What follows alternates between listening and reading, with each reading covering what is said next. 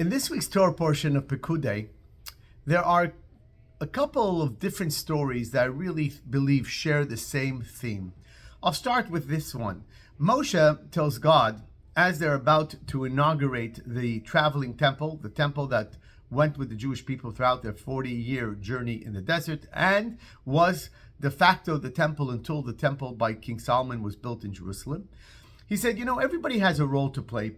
The Jews contributed, the tribe of Levi, of which is my tribe, they're going to be responsible for the packing and then unpacking of the tabernacle as it has to be built and dismantled. My brother and his clan, his family have become Kohanim priests. They are actually the servants of the temple. They're going to be doing all the services that were necessary, the kindling of the menorah. But I really have played no role in it. So God said, you're right. So I'll tell you what, Moshe, there's a 7-day period, an inaugural period to the temple. And the Levites, don't know how to build a temple. They don't know how to dismantle it in an orderly fashion that it could be put away so that it can be easily identified, so it can be put up quickly when they come to the next stop, the next camp. So Hashem tells Moshe, for 7 days, you're going to show everybody. You're going to put up this temple and you're going to dismantle it. The next day, you're going to put it up and you'll dismantle it.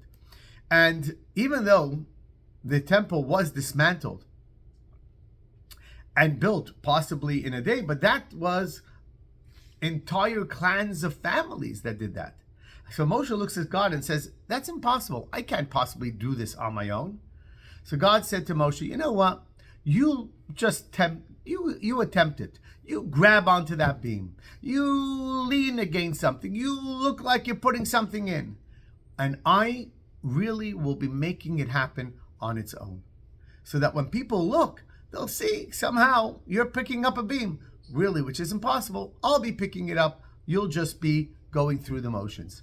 And that's what Moshe did for 7 days. He put it all up, dismantled it, put it all up, and he dismantled it.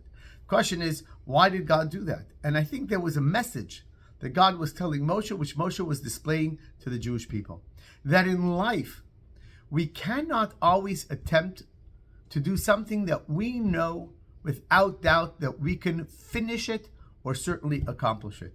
Sometimes you just have to tend to it. Sometimes you just have to start the process.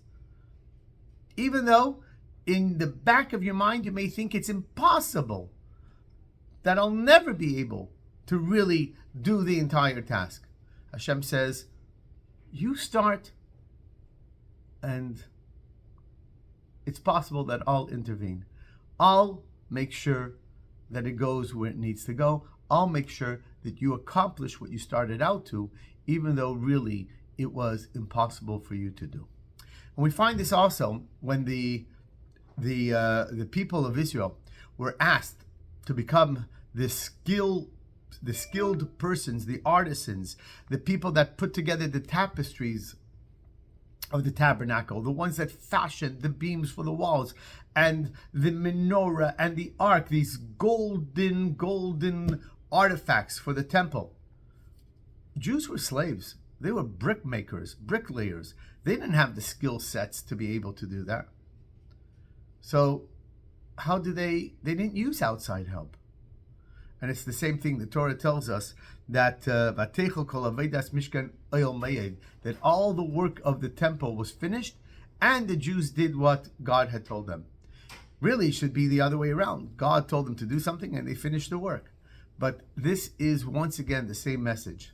They didn't have necessarily the skill set, but God said, you do the best you can. And you'll be surprised at the end what your tapestry looks like. You'll be surprised at the end to see how your copper wash basin turned out. You'll be amazed by how that showbread table looks by the time you're finished. Why? Because sometimes siyata d'shmaya, a little help from heaven, provides you to finish a task that you were pretty certain that you would not be able to do completely on your own. And this is why King David, in chapter 62 of Tehillim, he says, Ki ata teshalem li'ish k'ma'aseu. You pay the people according to their deeds. What does that mean? Not that if somebody has a good thought and wants to do a good mitzvah, wants to really, be there for somebody, really wants to do something nice, but unfortunately couldn't do it. So many times the Torah does tell us that Hashem says, listen, he'll consider it as though you did it, you really wanted to, but really the more important element is that Hashem pays us back according to our deeds. What does that mean? Even deeds that we simply started and we couldn't finish. We wanted to, but it became impossible. Hashem says, don't worry, because all I'm looking for is that you attempt it. All I'm looking for is that you believe that it's necessary for you and you want to do it, but you simply aren't sure whether you can finish it. And even if you don't, I will reward you because you started it. I will reward you because you attempted it. And many times you'll be pleasantly surprised that you were able to finish it, because Hashem gave you a little siyata d'shmaya, a little help from heaven. And with that help, you surprised yourself and got the task done. So don't shy away from things that you think you aren't able to finish. Because first of all, number one, as Pirkei Avot, Ethics of Our Fathers say, is not for us to finish. We simply have to start something.